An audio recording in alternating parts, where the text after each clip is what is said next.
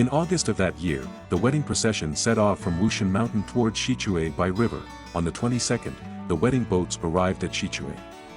The groom's party awaited with drums and horns, creating an atmosphere of excitement and curiosity among the gathered crowd. Xiao, helped by a celestial maiden, changed from her white attire to a red bridal gown. Xiao sat by the window, gazing silently at the tiny golden flowers floating on the water. Everyone was in awe. The union was not just between two powerful families but a lavish display of wealth and opulence. As the wedding party arrived, all the guests stood up. Qishui Fenglong, dressed in a red ceremonial robe, stood at the head of the pier. The celestial maiden led Xiao, who looked stunning in her floor-length, radiant red bridal gown. She wore sparkling jewelry, but her face appeared simple and fresh, with only a touch of lipstick and a small red dot on her forehead. She looked graceful, like a dewy cherry blossom, poised like a swan on a tranquil lake in autumn. Qishui Fenglong, who usually didn't care much for female beauty, was entranced. He thought that tonight, this elegant and youthful beauty would belong to him, nestled in his arms, ready for him to adore and cherish. The boat had docked, but Qishui Fenglong was lost in his admiration of Xiao. Everyone laughed, and Qishui Fenglong, blushing, quickly took the lotus branch from the matchmaker, solemnly bowing to Xiao. Lotus blooms in pairs, and I am willing to be one. Xiao placed her hand on the lotus branch and replied with a bow, lotus blooms in pairs, and I am willing to be one. The drums and music resounded, and Qishui Fenglong helped Xiao off the boat. He was surprised by how small and delicate her hand felt, unlike other young women's soft, smooth hands. Her fingers were rough and calloused, giving an unexpected sensation of cold thorns. Nonetheless, Qishui Fenglong felt a strange thrill and tightened his grip. Xiao and Qishui Fenglong held the lotus branch as they walked amidst the festive music. Wherever they stepped, lotus flowers bloomed around them in various colors, pink, white, and yellow.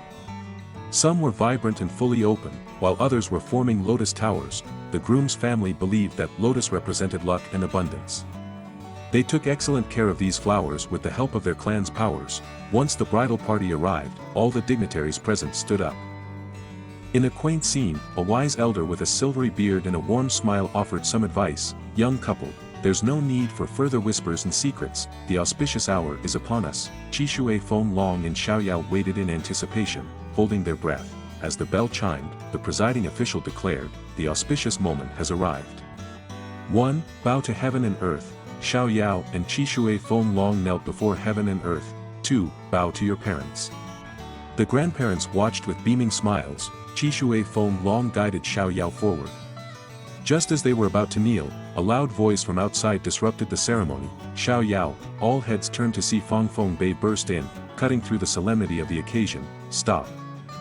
Everyone was stunned as the person who was merely a side spouse of the Qishui Fenglong family dared to disrupt the tribal leader's wedding. Some even threatened to drag him away and confront his father. The security detail rushed forward, but an inexplicable force held them at bay, preventing them from getting close to Fangfeng Bei.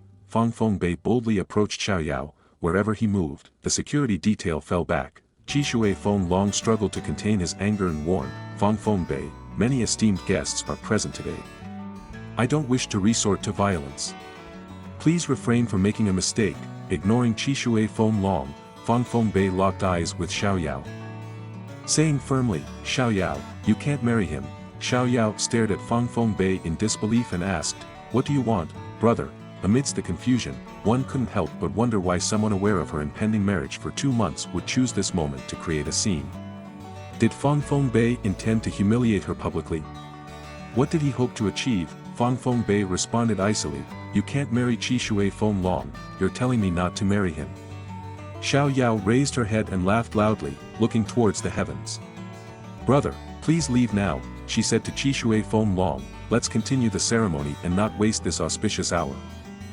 The martial experts from the groom's family stood as a barrier between Fangfeng Bei and Xiao.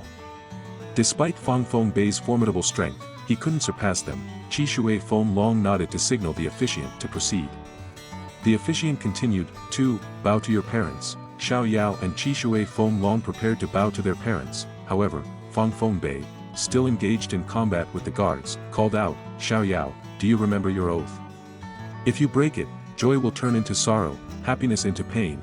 Xiao suddenly stopped, remembering her solemn vow to Fangfeng Bei, if you don't keep your word, joy will turn into sorrow, happiness into pain.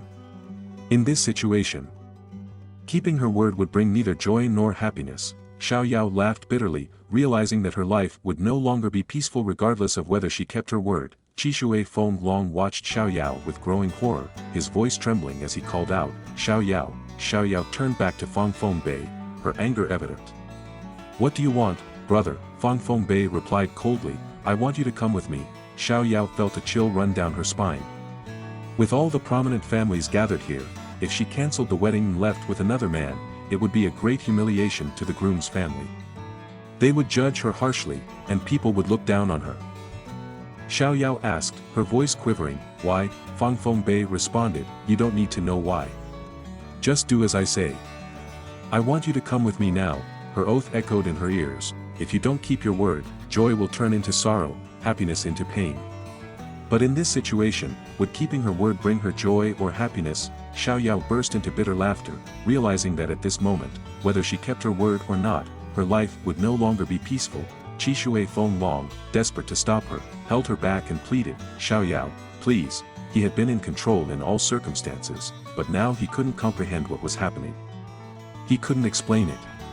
Just moments ago, he had been filled with joy and anticipation, but now, that joy had vanished. Xiao trembled as she said, I'm sorry. I can't marry you today. I'm sorry. Xiao's words were feeble, but they were heard clearly by all the guests in the ceremonial hall. It was as if thunder had shaken the earth. Xiao's words shocked and amazed even those who had weathered life's storms. Qishui Feng, with a smile, said confidently, I don't know what arrangements she had with you, but she has accepted my proposal today. Xiao's face turned pale. She realized that logic always overruled emotions between her and Qishui Feng. Rejecting the marriage in this situation would humiliate the groom's family, and she wondered how they would judge her. Xiao told Qishui Feng, I'm sorry, I have wronged you. Xiao knew that keeping her promise would not bring her happiness, and breaking it would not be without consequences. Nevertheless, breaking it would be an even greater humiliation in this situation. Qishui Feng's face turned red. His eyes teary. He remained calm but spoke firmly, one word at a time, I don't know what promises she made to you, but she agreed to marry me today. The ceremony was tense and silent as Xiao reluctantly bowed to Qishui Feng. Fangfeng Bei suddenly burst in, shouting her name. All eyes turned to him in shock as he disrupted the wedding.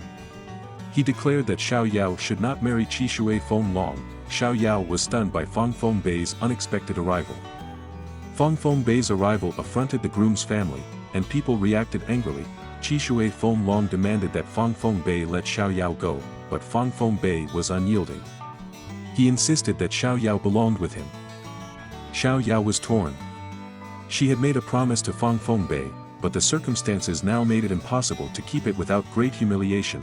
Fangfeng Bei demanded that Xiao go with him immediately.